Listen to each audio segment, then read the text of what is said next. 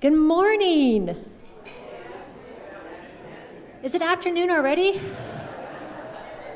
I left the house at 9 a.m. this morning and haven't been back yet. But if you don't know me, my name is Amy, and I serve on our adult ministry team. I am in the office helping Nancy and Mike keep Foothills Seniors running and doing all the background work. And it is exciting to be here with you guys today. And I'm excited because my parents are here to share with you.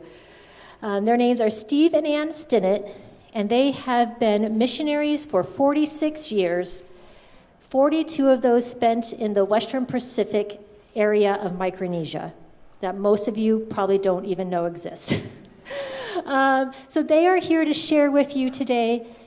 They have done it all. They've planted churches, they've worked on college campuses, they've discipled, they've ministered, they've helped run Bible colleges. My mom has built libraries.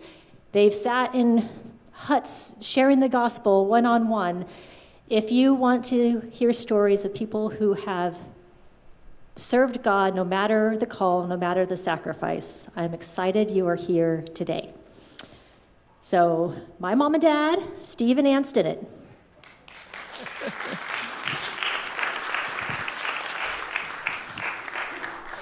Good afternoon. Even though I want to say good morning. Nice to see you. I am very excited to be here to share with you a part of our lives that is dear and precious. And so my wife will sit there in her Chuki skirt and Marshall. Do you have anything Marshallese? And Palauan necklace. These are all people groups in Micronesia. To begin with, I'll just say that I'm from Virginia. Anne comes from a military family. She was born in Turkey.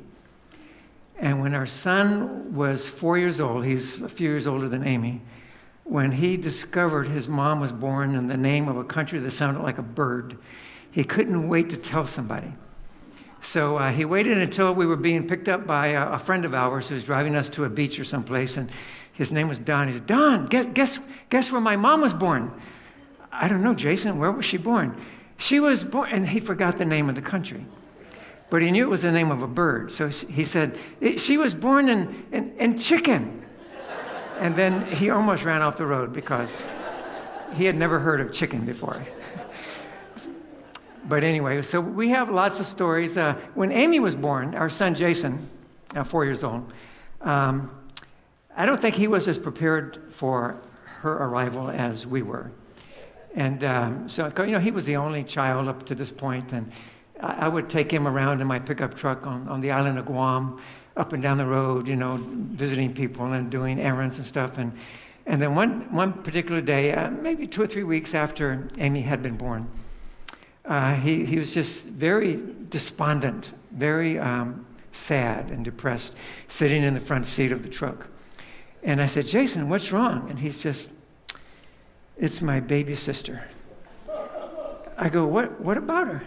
She's just messing up my life. And because, all the attention was on her now. So. But anyway, I'm sure you have lots of stories like that too. But just to let you know that we are regular people from Virginia. Anne was born in Turkey. We met in college, joined the staff of Campus Crusade for Christ immediately out of college because we worked with Campus Crusade and college at Radford. Now it's called Radford University in southwestern Virginia. And we spent a couple of years in Miami, Florida, 1 year in Austin, Texas, where our son was born. And then we went to a summer missions trip in Micronesia. We went to Guam. We'd really never heard of Guam and had to look it up in the World Book Encyclopedia. And it was a paragraph this big about Guam. And about the only thing I remember is that the Spanish brought horses there hundreds of years ago. And that's all we knew, that there was horses brought to Guam by the Spaniards long time ago. But so we didn't really learn much about Guam. But when we went on this missions trip, we landed in several different islands in an area of the world called Micronesia, which I have a slideshow. You can throw the first slide up there now. This is a map of the area of the world where we were introduced to people that we fell in love with. We just fell in love with them and spent the next 42 years of our life there. Micronesia is an area of the world. It's called Micronesia. It means micro, little, Nesia, little Asia. It's, as you can see, it's the area between the United States and the Philippines in the northern Pacific. It's all the islands north of the equator. And it's 3 million square miles of ocean. 3,000 west to east, 1,000 north to south, 3 million square miles of space, of ocean. And if you were, and there inside of that area, there are 2,203 islands. And they're all very, very tiny. I'll show you some pictures in a moment. But if you were to squeeze all the land together, even though it's in 3 million square miles of ocean, it would be less than 1/3 the size of the state of Rhode Island, 715 square miles. It'd be the same thing as taking a handful of salt and in an area as large as this room, just closing your eyes and throwing it out there, and wherever it lands, the 2,203 grains that are in your hand would just land in this area, and that's where the islands are. And so these islands are called Micronesia. They're tiny islands, but they're spread out over an area the same size as the United States. You can see on the map on the screen, there's a picture of the states inside this little area. It's reduced to show the relative size to the area. If you could imagine a map of the United States, Guam would be where Cheyenne, Wyoming is. Okay, and then we have islands all the way over where San Diego is, so that's the islands of Palau. And then in between, lots of other islands, Pohnpei and Chuuk and Koshrai and Yap, and all the way over from Jacksonville up to, say, Atlanta or even Raleigh, North Carolina. That would be the Marshall Islands. And so I've traveled and to many of these islands, but right away, one thing that we realized, in order to share the gospel to the people here, we would need to use one of two different strategies. When I got there, we had been invited to come there by somebody with Campus Crusade who was already there, and he had decided to use one strategy, and that is to reach the people on these islands. You either need to have a lot of people so that you can send them to different islands, or you need, and you also need a lot of time. But so we tried that for a few years, and so we landed in 1978 on this summer missions trip with 25 other students, and then the next year, we came back full time, and we were with 80 other college students and Campus Crusade staff, and we started sharing Christ with everything that would move. All the people on Guam, and then we sent people to many of the different islands, and they would share hut to hut and island to island, and using the Jesus film and every means possible. But after a couple of years, you kind of get tired because you're not sure if you found everybody. And so using the strategy, you need a lot of people, and then you need a lot of money because you need to send them out to all these different islands. And then it takes a lot of time to kind of find people. Now, we've discovered a foolproof way to find people. And you wait till it's dark, and then you wait till they turn on their lights, and then you just search for them in the dark, okay? And then when you find them, then you can share Christ with them. But anyway, and then we use the other strategy, which I'll tell you about in a few moments. Am I speaking too fast? Okay, is this good? You can hear me? Okay, good. So let me tell you a little bit more about Micronesia, so we can go to the next slide. 117 of these 2,203 islands are inhabited. And some look like this. This is the islands of Chuuk. That'd be like, say, where Dallas, Texas would be in the map of the United States if you superimpose that over Micronesia. And then the next slide. It's a combination of two kinds of islands, volcanic islands like Guam. This is a shot of Guam. This is supposedly the spot where Magellan landed in 1521 when he discovered Guam. And then the next scene describes the other kinds of islands we have out there. These are atolls. Coral reef builds up around volcanic islands, and then sometimes the islands in the middle, according to geologists, tell us the islands have sunk, and it pushes up the coral around the outside rim, and sometimes the waves break through, and you get these little ringlets of land either around a lagoon where a volcanic island used to be, or where there was none at all. And so there's a lot of people that live on these atolls. The next slide tells you that the population of Micronesia, even though it's the same size as the United States, only has 400,000 people. And that's too far away for me to see. Okay. I wear contact lenses, so I do have so they speak about 7 major languages. On Guam, they speak Chamorro, and then some of the other, Yapese and Palawan and Chukis and Pohnpeian and Cochrayan and Marshallese, and then maybe a dozen or two minor dialects. We just have a friend who was translating the scriptures in a little language called Nokuro. And I don't know if there are more than 200 people that speak the language, but she just finished translating the entire Bible and was sent to the printers yesterday. And so lots of little islands, lots of little languages out there. Let's go to the next slide and see what's up. Now, the average size island is about a half mile long and a quarter or an eighth of a mile wide. Okay? The next island, the next slide. Yeah, I'm seeing islands. Some people have as few as 8 to 10 people living on them. Okay? And the next slide, a picture of Guam. Guam is the most populated island. This is the island where Amy was born. And she was born along the west coast, about halfway up, a little village called Tamuning. And she was actually born just after midnight on March the 10th, but it was March the 9th back here in the States. So we called our parents and said, "Hey, Amy was born on March the 10th." They go, "But it's not even March the 10th yet." Because, as you know, it's because it's past the date line. So anyway, so Guam has 170,000 people on it. And it's probably, it being the biggest island and the most populated island, it's also the island that's the most modern looking. It's probably like, if any of you have been to Hawaii, maybe what you can imagine Hawaii looked like 50 years ago. It's a lot of different cultures present. There are a lot of different cultures present here in Cameron Park also. But, you'd have to travel long and far to find 2 or 3 different people from 2 or 3 different groups. On Guam, you can just talk in one day. You can talk to probably people from 25 or 30 different language groups.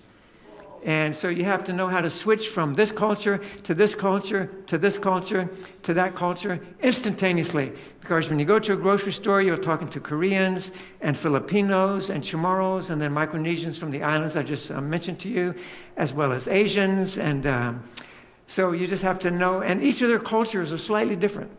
And then you got the good old, what we call the statessiders.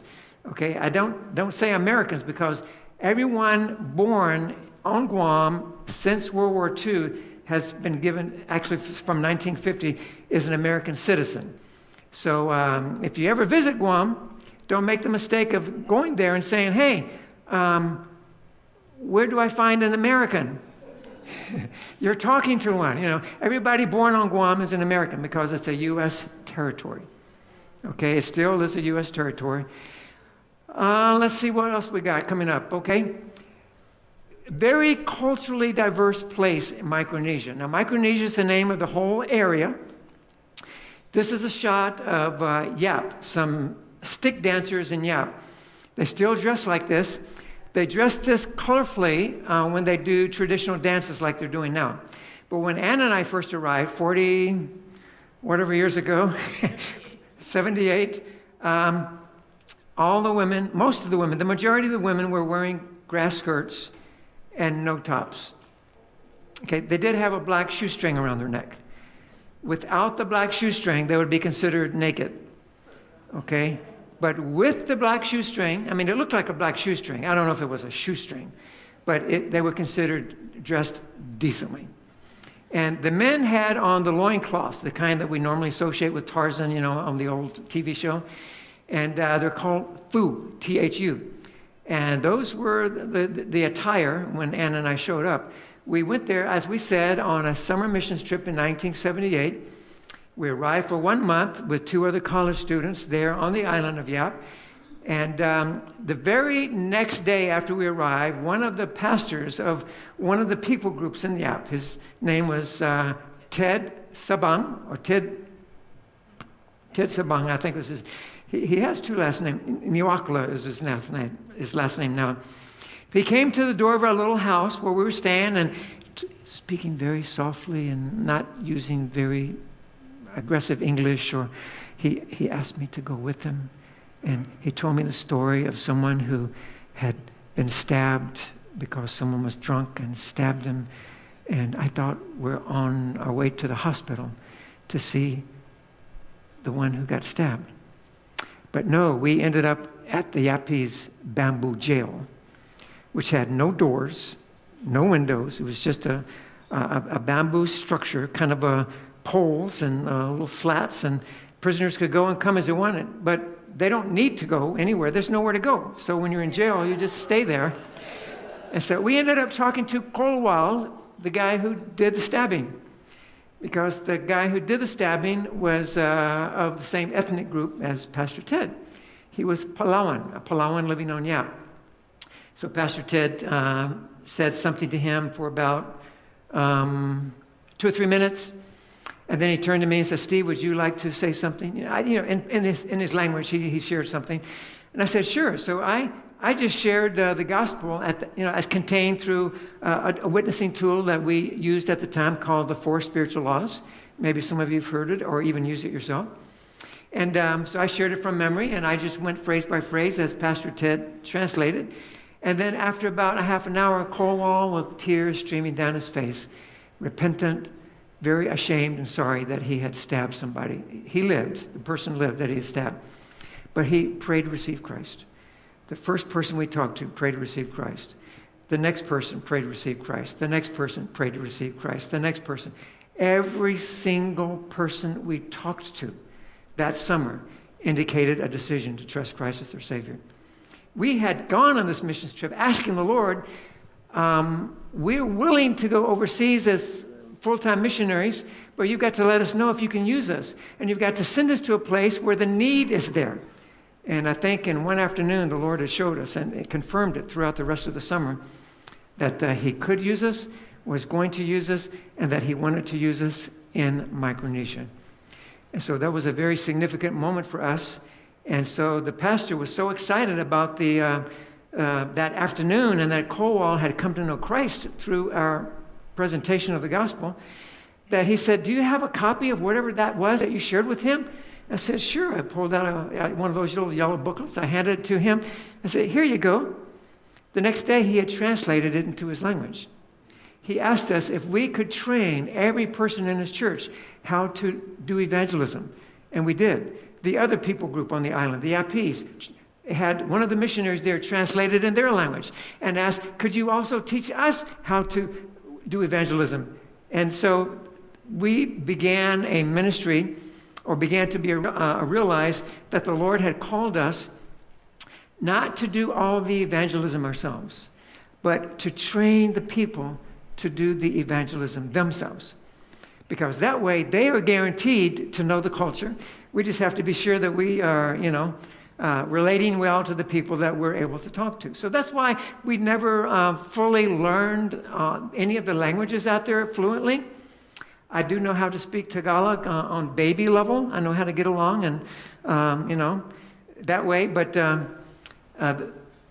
in Micronesia, what we've done, since everyone speaks English as a second, third, or fourth, sometimes fifth language, and then their own language first, then other languages or dialects second. So then we were able to get along quite well in doing ministry. We just had to make sure we found the right kind of people. So let's go to the next slide, which is, it's kind of like the Ruetan Club, okay? Or the Elks Lodge. I don't know if you have those here on the east. They have them, okay? Okay, that's a Yapese men's house. It's like a community center. And they look the same in the Palawan and some of the other island cultures. But it's basically a men's house. And they have women's houses too, but they're not that fancy looking. But so yeah, that describes some of the typical architecture and the construction. Although after a typhoon, which is like a hurricane, but it's called a typhoon out in the Pacific. After a typhoon runs through, they have to rebuild it. So now after typhoons, more and more structures are being built out of concrete. They used to be tin and plywood, and now they've graduated to mostly concrete. Okay, next slide. This is a picture of the touristy section in Guam. So you see, we've got high-rise hotels, some nice beaches, and that's actually about 20 years old. Since that time, I think probably the same number, if not even more, hotels than that have popped up. And it's a very American-looking place on the outside, but it runs like Asia underneath. For instance, let's see if anybody here have a polo shirt? Wearing a polo shirt? Yeah, buttoned up, 2 or 3 buttons. We call it the golf shirt. Okay. The Filipinos call this a polo shirt. Polo shirt. This is what we call a dress shirt. But, what we call a polo shirt is just got like 2 buttons. And so when you you call on the phone and ask somebody, do you have any polo shirts for sale? Oh, yes, we have plenty polo shirts. And then you get there and they don't have any because they got the dress-up shirt. So you've got to be careful. Because they have a different way of referring to things, and especially when you go to the hardware store and somebody asks you for your help, and you try to describe what it is. So it's good to bring the broken whatever it is that you need and say, I want one of these that's not broken, okay? Anyway, a picture of Guam. Next slide. The capital village of Guam is called Hagatnya. We lived on the other side of that bay there. That's Tamuning. If you look very carefully, I think you can see the hospital. Yeah, where Amy was born, on the other side there. So you're getting homesick, Amy? Next slide. Of the 117 inhabited islands, 109 were considered reached about 20 years ago when I made this slide presentation. At that time, 8 islands were considered unreached. 35 years ago, it was 108 unreached islands and 9 considered unreached. I was fortunate enough, blessed enough by the Lord to be asked by some of the Palauans that I was training at the time to go to this one island in the north in their nation called Cayango. And the gospel had never been there before. It's an island of about 200 people. And they said, we're going to go there and see if we can make friends and make contact with the people there and make friends with them and see if they would be willing to have one of us come and live there among them and share the gospel with them. And we'd like for you to come because you're the one that has been training us and you're the one that's been kind of discipling us, and we'd like for you to just kind of let us know what you think. So I said, okay, sure. So we went on this 40-foot diesel boat over 7 hours of open ocean to get to the shores of Cayango. I don't have any pictures of Cayango on the slideshow, but you can imagine it looking like that island in the distance there. And the leader of the group, his name is Hubert. Hubert said, Steve, but there's a couple things you need to know before we get there. Number one, they don't like to hear any language other than their own. So when we get there, just don't say anything. Don't say anything. Just be quiet. I said, okay, I can do that. Okay, and when we get there too, we're going to be meeting in one of those men's houses that you saw. And there's no furniture in there. And depending on which door, depending on your status in that society, that determined which door or window you entered and where you sat. And he said, so when the chief comes, if the chief comes, and we hope and pray he does, because people on the island can't do anything unless they have the chief's permission. So if the chief shows up and sits down, then we all have to sit in a certain way to show respect. And I won't demonstrate right now because I doubt I can get off the floor. But we all sat on the floor, okay, because there's no furniture. And so we sat on the floor, and what we had to do is take our right hand and stick it underneath and sit on it, okay? Then we had to extend, which knee was it? We had to extend our right leg out and raise our left knee and put our left elbow on top of our left knee and sit like that the entire time the chief was there. It shows respect and a non-worrying posture because when you attack with your right hand. So you sit on your right hand, it shows that you are submissive. So the chief came. So we all assumed the position. He stayed for 3 hours. And if you can imagine sitting in that position for 3 hours, I get lots of headaches anyway, so I'd carried a whole bottle of Excedrin at the time. I think I used the whole bottle the first 3 days. We were there for only 3 days. Anyway, so they're talking and negotiating and, speaking their language, and I have no idea what they're talking about. I'd only been in Micronesia about 6 years at this time. I was a young man at the time, easily could sit on the floor and then get back up off the floor. And so on the second day, Hubert, the one that told me, don't say anything, spoke English across the way when the chief was there, and he said, Steve, the chief wants you to say something. Oh, really? So yes, get up. And Raichi, a guy named Raichi, he will translate for you. Okay. Well, I had no idea whether they had mentioned the gospel yet. I had no idea whether they had, broached the subject. So, but, as a missionary, you don't want to waste an opportunity. So I said, okay, I'll just kind of start. But I had the idea that I needed to start from the beginning. So I started at Genesis, told the story of the creation of the world, and then the creation of man and woman, and, the tree of the knowledge of good and evil, and the tree of life. And then when I mentioned the tree of the knowledge of good and evil, and then what God had said, don't eat the fruit, because if you do, you shall surely die. Then there was a ripple of, excitement, almost as if I had said something wrong. Everybody in the room just said, they were just all of a sudden just talking. I'm going, I think I went too far. And then later I found out that they also have a tree in the center of their island. It's a fruit tree. They don't call it the tree of the knowledge of good and evil, but they do call it, it's a fruit tree. And they have a fence around it, because if you eat the fruit of that tree, you will die. You will either die because you'll fall out of a coconut tree, or you'll go fishing and you'll drown, or a shark will attack you, or something like that. So no one eats the fruit off of that tree. And so they were surprised that I was sharing a story that was familiar to them. And I later learned out that there was another time when they were very excited and kind of stopped what I was saying and said, because I told them that I am coming in the name of the God who created their island. And then that's when they had this other buzz, and I said, I don't know what I just said. I found out later that they did not have a belief that there was a God that had created their island. Their island was made by an old woman who was being transported. She was like the queen of the sea. She had been transported from island to island in a canoe. And she was tired and wanted to rest on land, and there was no land anywhere. So she threw some orange blossoms over the side of the canoe and created their island. And so what I had just shared contradicted what they had shared. And so they were kind of puzzled. What you say is different than what we believe, but yet you also talked about a tree, and we've got that same tree here. And so anyway, the bottom line was this.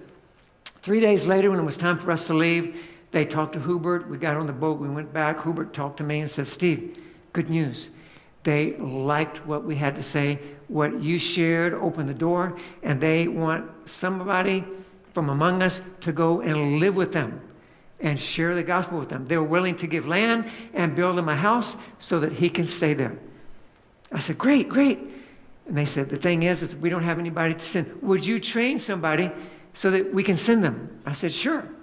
So it took 4 years to train this guy. His name was Paulus, but we trained a guy named Paulus and his wife Ingelor and then their kids. And then they went there, lived among the people, and after a few years, led the whole island to the Lord and planted a church.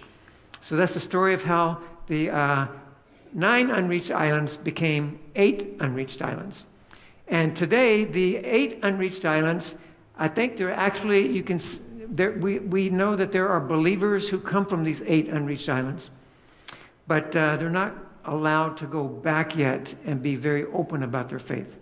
So we have seen people come to know the Lord from all of the unreached islands. It's just a matter of when they would be allowed to go back and be accepted among the people. And that's another thing about island life. You just can't go from island to island like we can here from state to state or city to city. You have to wait to be invited.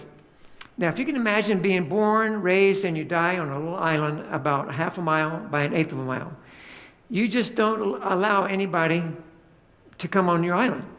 You control who comes. And so you have to wait and be given permission to go into their island.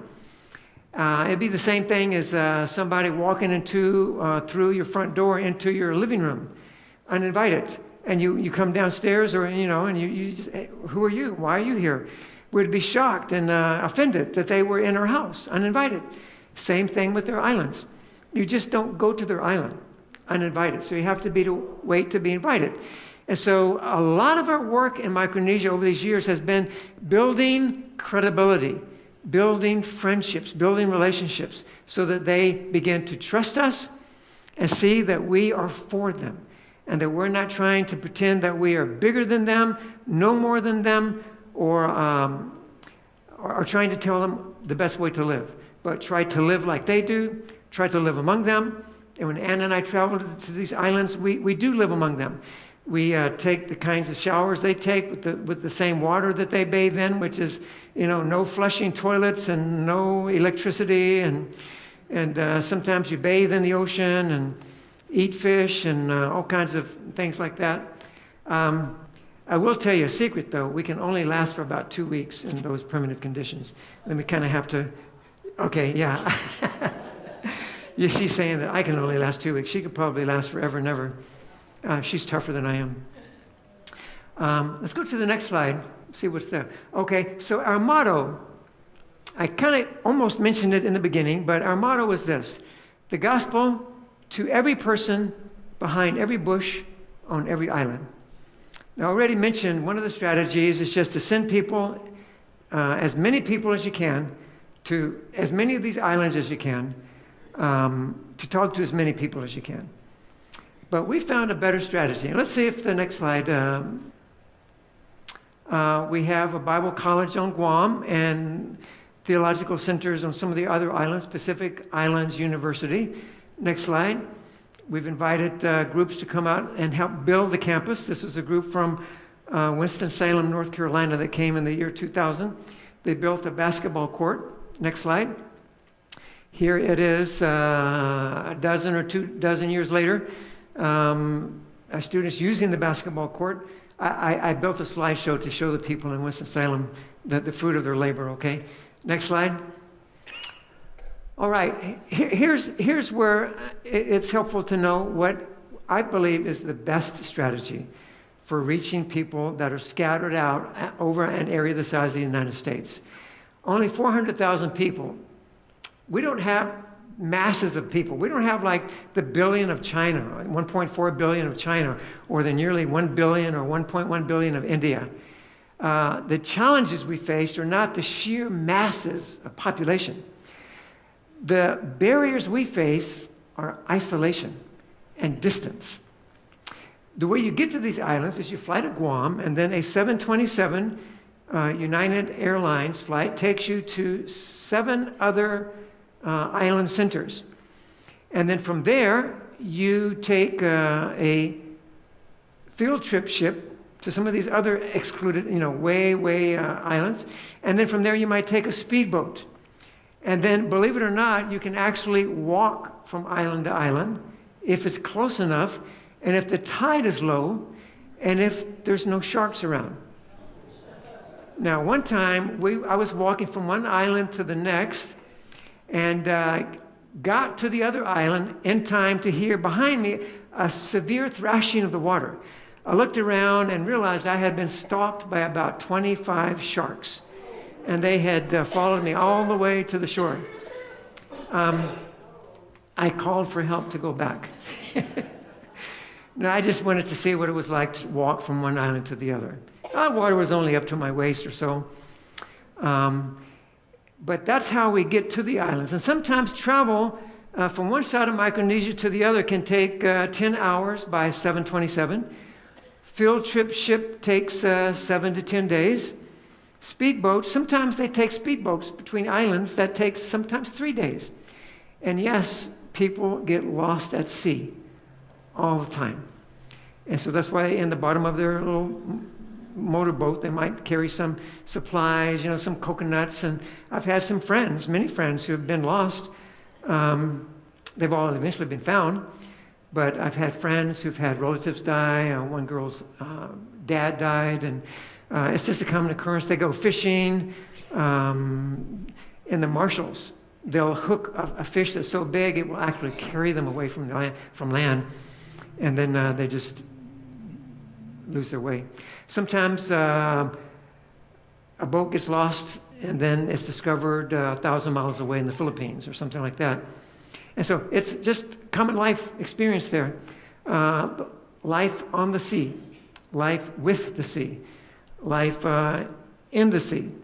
And so anyway, it's a lot of distances. So our barriers for reaching the people are not because there's so many. It's the distance and the isolation. Some people in these islands that are very, very secluded never come to the district centers and have never been to Guam.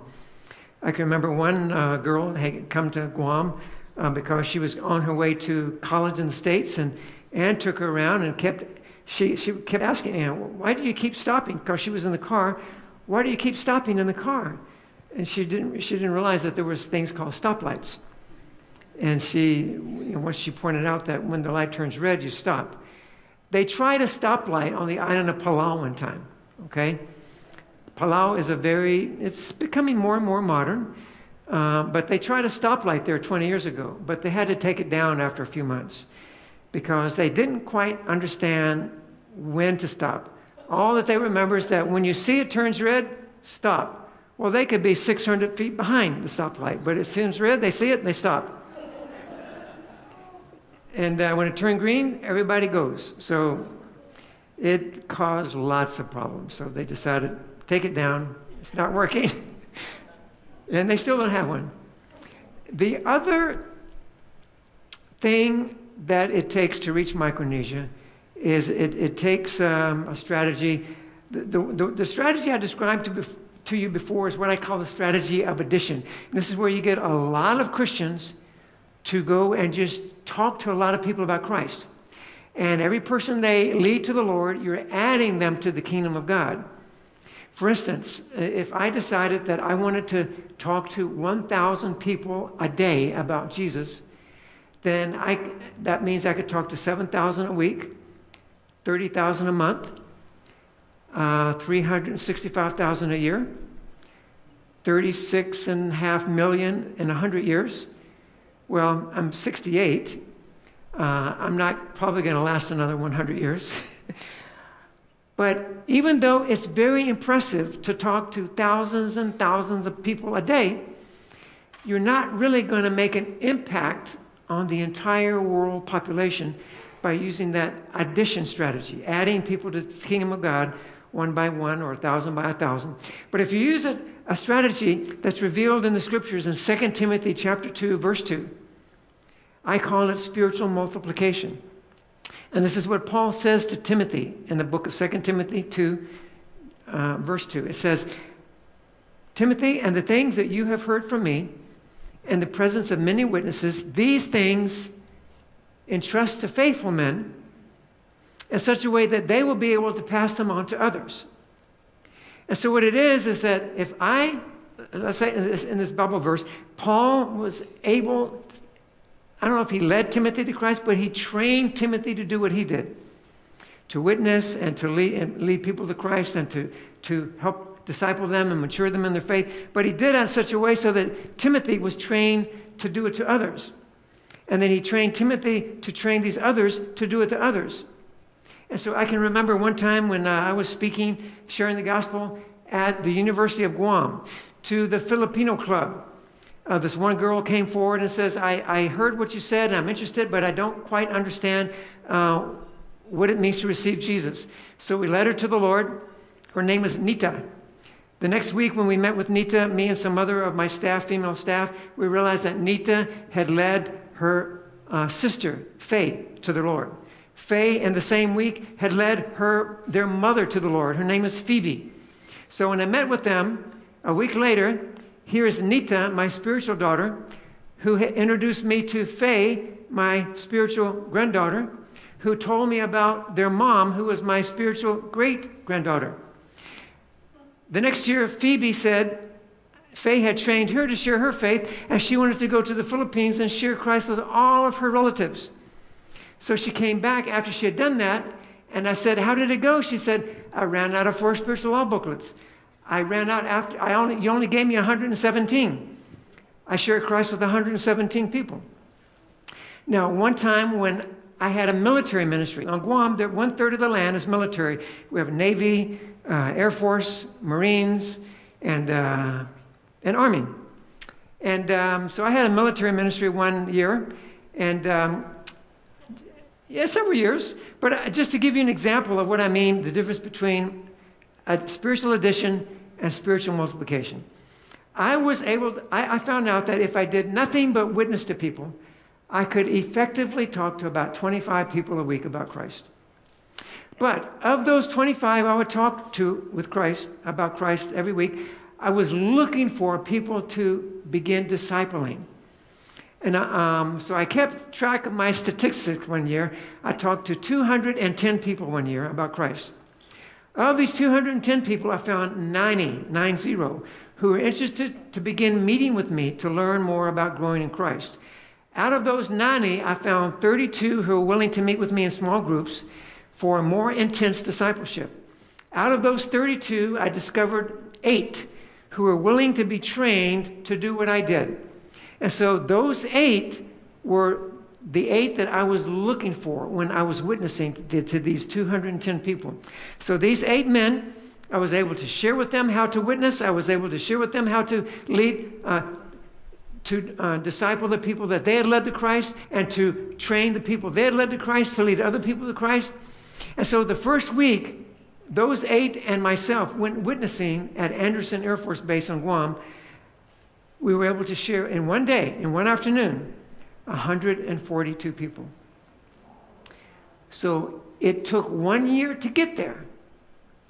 Now, I could talk to 25 by myself, but if I sacrificed the time to begin training these men how to do what I do, then it eventually got to, at about the 10th month, we in 1 2-hour segment of time, 142 people heard the gospel. Now, these men have since scattered all over the world and are now involved in different places in the world, sharing their faith, leading people to Christ, doing the same thing. That's what spiritual multiplication is. And when Anne and I arrived in Micronesia, we felt like the Lord was setting us up through this experience with Colwall that I told you about, where the very next day after we got to Yap, the Lord arranged it for me to share the gospel with Colwall, but to do it through the pastor who translated their materials and asked us to train the people in his church. Because of that, we concentrated on this strategy of training Micronesians to do the ministry themselves. Train them to do the witnessing, because they can go to these islands like this island of Cayango. They don't want the white guy to go there and speak his language because he's a foreigner. I'm an outsider. But if somebody from their own people, like Paulus, the guy that I trained for 4 years later, he went there. He was able to lead the whole island to the Lord. And so that's what we've decided that we were going to be doing. So for the whole 42 years, more intensely in the last 20 or so, we were able to see, even though Micronesia is still a mission field, it still needs missionaries, but we wanted them to see that now they could become a mission force. And it's only God that was able to convince them to do that. I was with some Chukis pastors a few years ago, just like 5 years ago. And for years and years and years, I've been telling them that, God can use you to be a missionary. And finally, it got through about 5 years ago. One of them goes, "Oh, now I understand what you're saying. You don't have to be a white guy to be a missionary." Oh my goodness, yes, you're right. You don't have to be a white guy to be a missionary. So 2016, 6 years ago, Anne and I were invited to one of these islands to live among them, the Palauans. And our job was to help the church there that our mission organization had helped plant. By the way, we're with a group called Lebensel Mission. You probably never heard of that either. It's okay. You can look for it online. But they had invited us to come there so that we could help them learn how to send their own missionaries to other countries. And so we did that. So we said, we'll only come if you, we'll invent a missionary training strategy. We'll invent a missionary curriculum, but you provide for us people to train, but also provide for us people to become trainers, so that as we're training the missionaries, we're training them so that when these guys get sent and we're ready to leave, these guys that we've trained as trainers can train the next batch of people, so that we can multiply our lives and the lives of others. And so that's what we've been doing. The Lord has raised up through our lives dozens, hundreds, I don't know, maybe perhaps even thousands of disciples scattered out all over these islands that are witnessing, helping people mature in their faith, being discipled, and are being sent out to other countries. The first couple that we trained was sent to Indonesia. Let's go to the next slide. Into the 1040 window. You could even say that the name of the strategy we're using on maybe a higher level is called missions mobilization.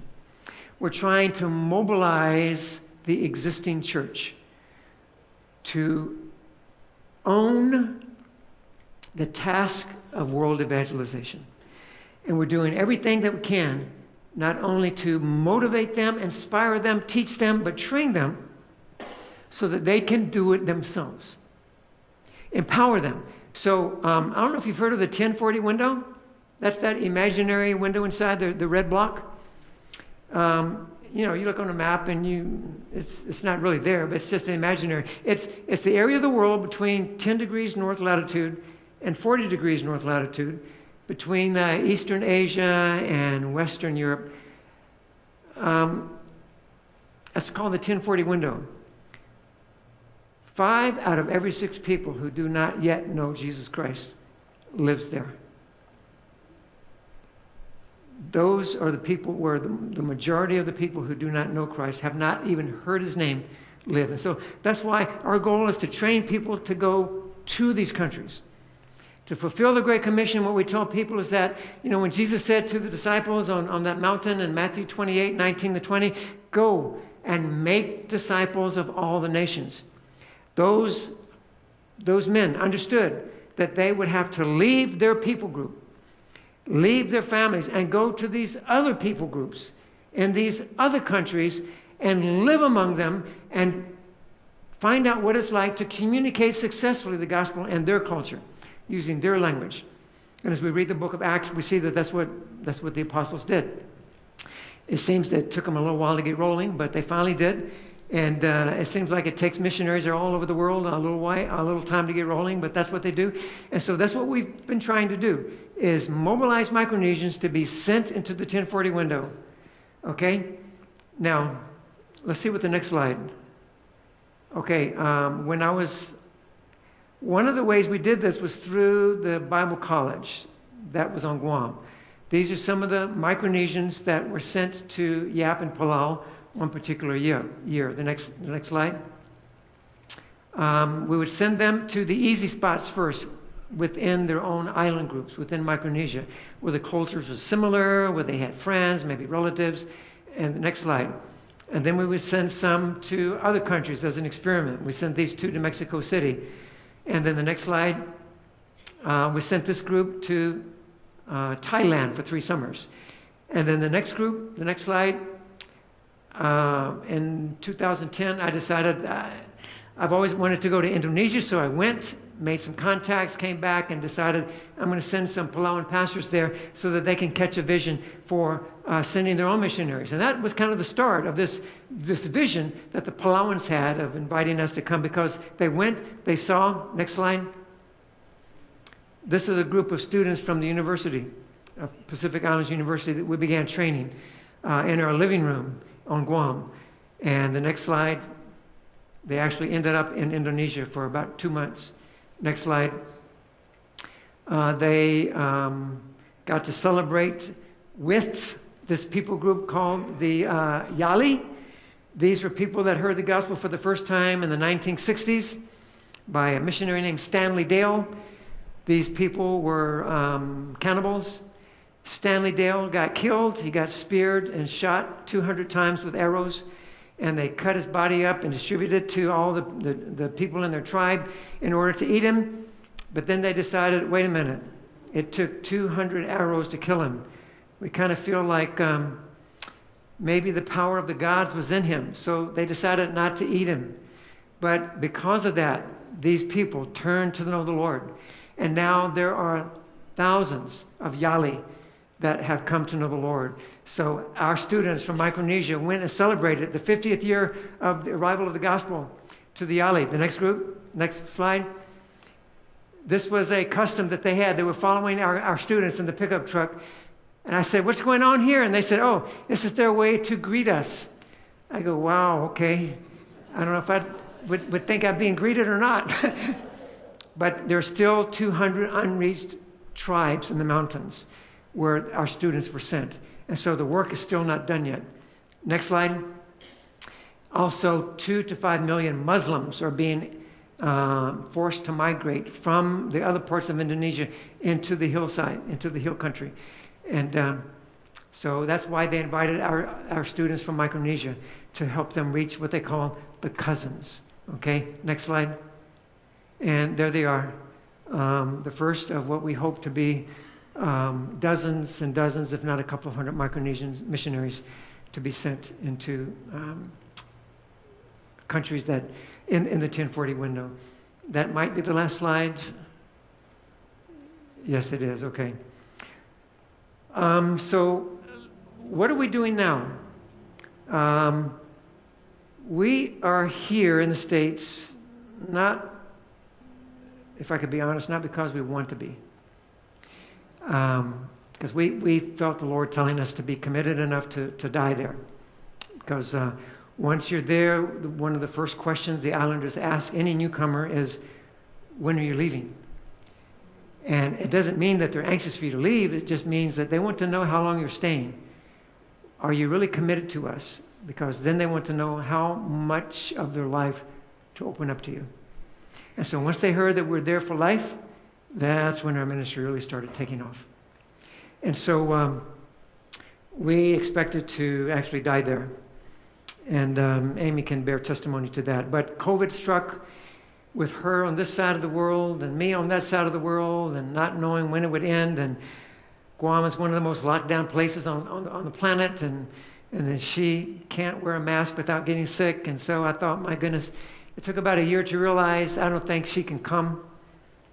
And as soon as I could travel, I thought it's probably better and would reflect glory to God more if I could rejoin her.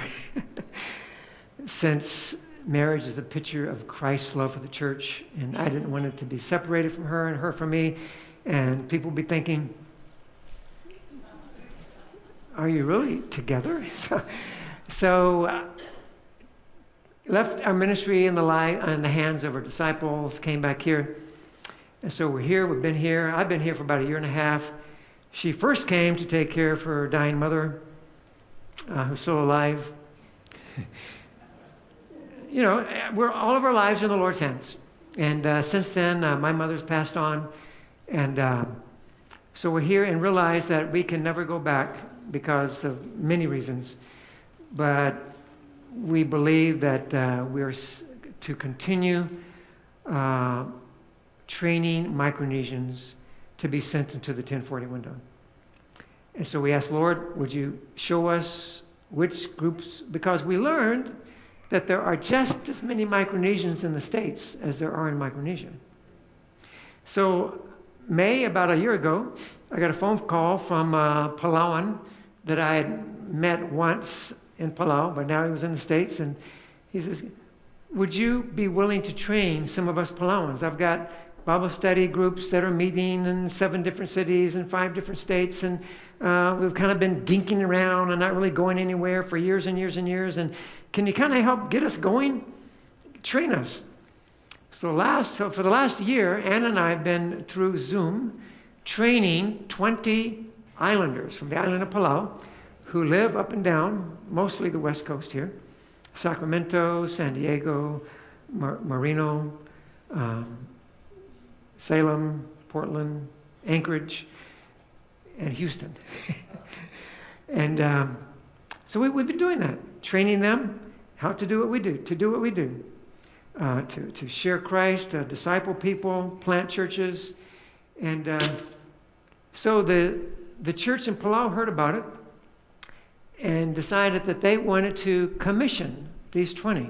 So last Sunday, we were here 2 Sundays ago. Last Sunday, we weren't here because we were in Sacramento, involved in a Zoom meeting because the head pastor of all the churches in Palau was on a Zoom meeting. It was 8:30 Palau time Sunday morning, but it was 4:30 in the afternoon here. And we had a 1.5 hour commissioning ceremony where these 20 Palauans were commissioned as church workers in the Palauan Evangelical Church. And they're going to begin planting churches amongst Palauans, first of all, up and down the West Coast. And so we're actually seeing the beginning of a dream. And we realize that God doesn't have to keep us in Micronesia to train Micronesians to reach the world. We can train Micronesians wherever they are. And right now, this is where the Lord has us. And so that's why we're still involved in helping Micronesians see themselves as a mission force to be involved in going and helping fulfill the Great Commission in other countries around the world.